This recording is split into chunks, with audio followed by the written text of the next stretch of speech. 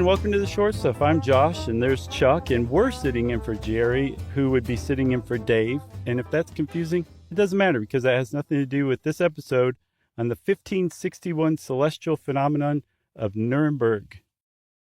That's right. Nuremberg, Germany, of course. On April 14th of that year, there were people. This is early morning, and there were a lot of people around.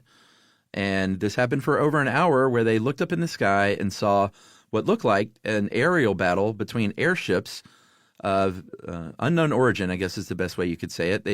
There were different colors, there were different shapes, there were squares and globes and crescents, and eventually the ships crashed outside of town and dissolved into smoke. And a lot of people saw this, and a lot of people who weren't just like silly rubes. Right. It wasn't like Rusty and Eugene who were out drinking that night who saw it and came back and told everybody. Regular people doing their thing in the morning. Exactly. And we don't know how many. We just know, quote, a lot of men and women. And then after all that, something like a black spear appeared in the sky, too. So this was a big deal, you can imagine. And we know about it because there was a broadsheet that was published recording it or documenting it. There's a publisher named Hans Glaser. And he published an Einblattdruck. Did I say that right? Yeah. Okay. Which is a type of broadsheet that has a headline, an illustration, usually a woodcut, and then, an account of what happened. And so there's this famous Einblattdruck of the 1561 celestial phenomenon in Nuremberg that Hans Glaser made. And if you've even remotely heard of this, I'll bet you've seen his famous woodcut from it. It's quite lovely. Yeah, I love a woodcut. We both love woodcuts. Yeah, a good woodcut is something to behold. Agreed. So now we look back and say, like, hey, these people saw this is like one of the first UFO encounters. They didn't talk of such things back then, so of course they didn't talk about it that way.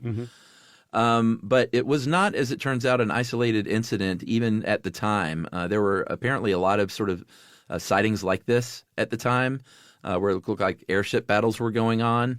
So if you lived around that area, the Alpine sort of Scandinavian area at the time, between like a 9-year period or so, there were 400 of these broadsheets. So it was like a hot thing, a hot topic. Yeah, people were nuts for it, right? So this was during the time where Austria, Switzerland, Germany, some other countries, and Nuremberg is in Germany, of course, they were part of the Holy Roman Empire.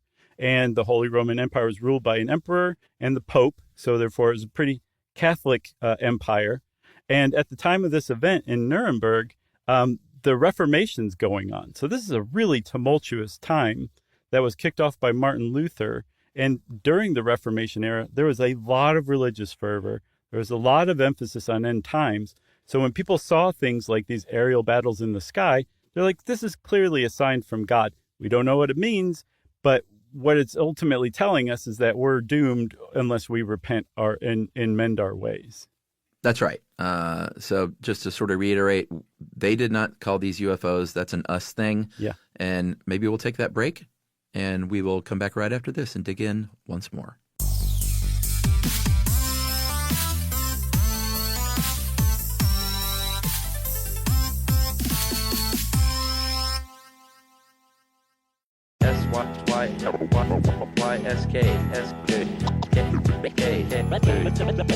Stuff you should know.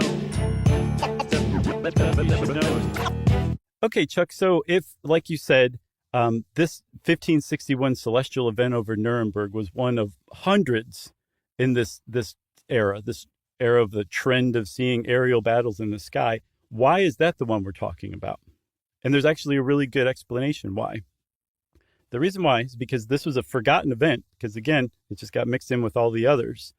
It was a forgotten event in history, largely, that was plucked out of obscurity to be used as an example in a book about flying saucers, or actually the mythology we create around things like flying saucers, by none other than psychoanalyst Carl Jung. And because this one event was plucked from all the other ones that he could have used, it came to seem to us, people living today, as a singular event. Like nothing like this had ever happened before, right? Yeah. So it loses its context in that sense.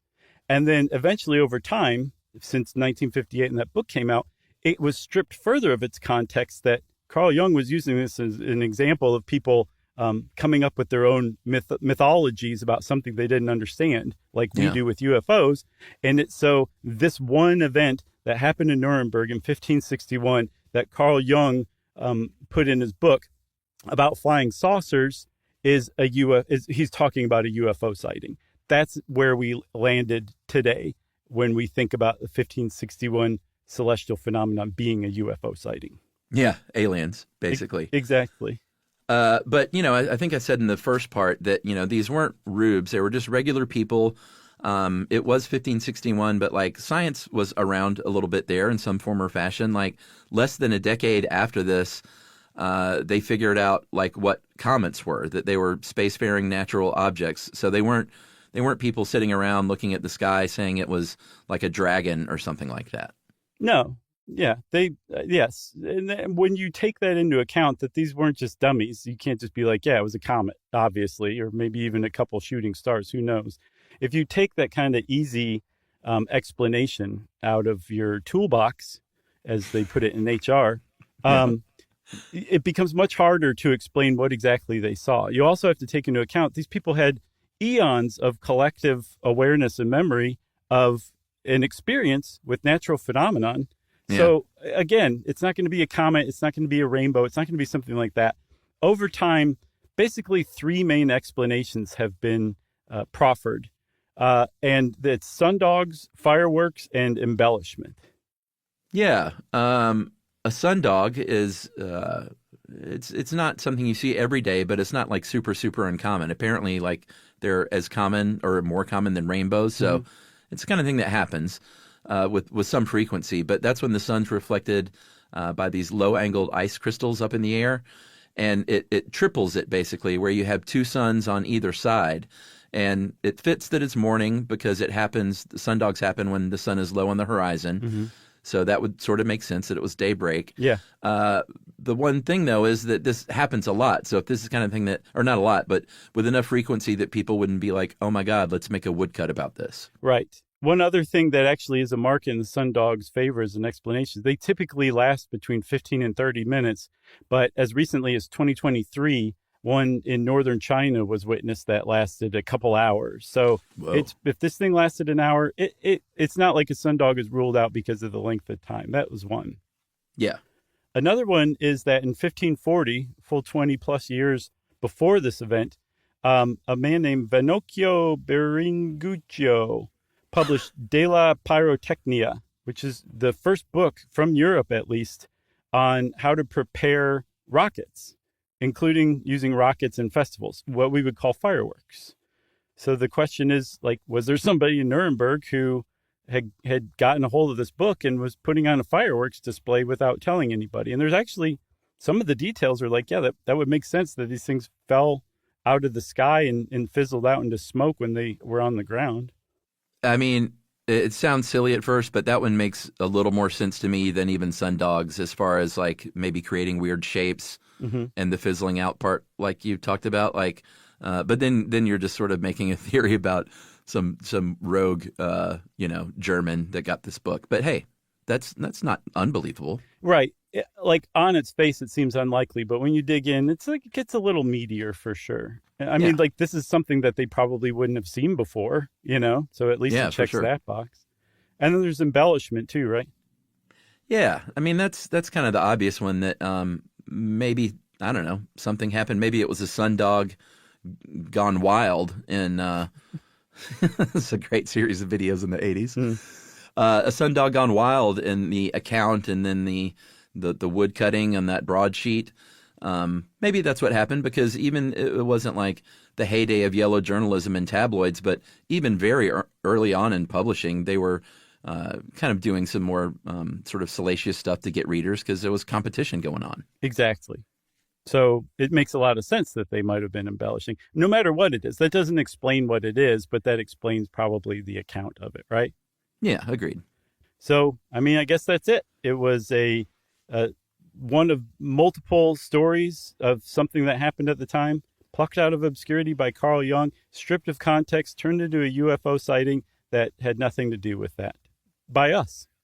I want to also thank our listener, James Calamera, who's written in multiple times to ask for us to do this one, as far back as 2021, which is 460 years after the Nuremberg event exactly. Pretty spooky. Short Stuff is out. Stuff You Should Know is a production of iHeartRadio. For more podcasts from iHeartRadio, visit the iHeartRadio app, Apple Podcasts, or wherever you listen to your favorite shows.